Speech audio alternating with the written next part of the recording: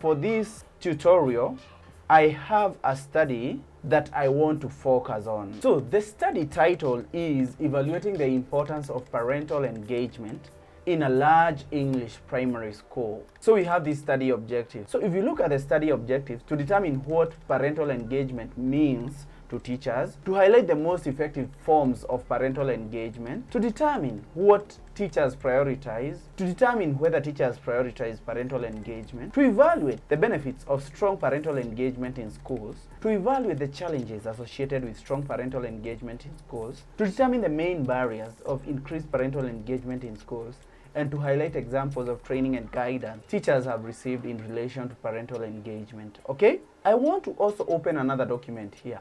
The interview questions. By the way, if you read the questions, people use the term parental engagement in lots of different ways. In your experience, what does parental engagement mean?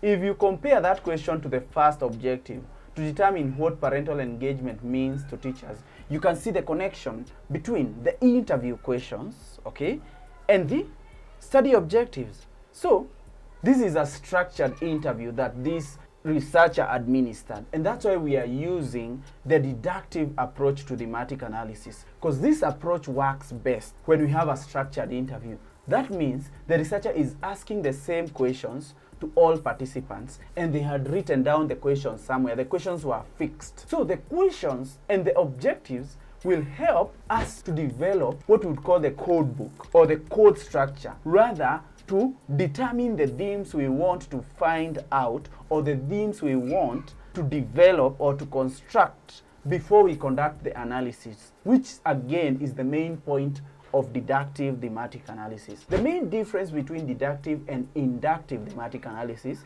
is that in deductive thematic analysis, we come up with predetermined themes and sub-themes in some instances. But in inductive, the data will help us develop themes, okay? But here, we determine or we come up with the themes a priori or before conducting the analysis. So, that's what I'm going to do. I'm going to come up with the themes that we'll be looking for in this study. So, I want to draw a table that has theme and description, just 2 columns, and as many rows as I can for now. So, I want to call this theme and description. Following the first step of deductive thematic analysis is to come up with a clearly defined code structure or to come up with clearly defined themes that we are going to fit the data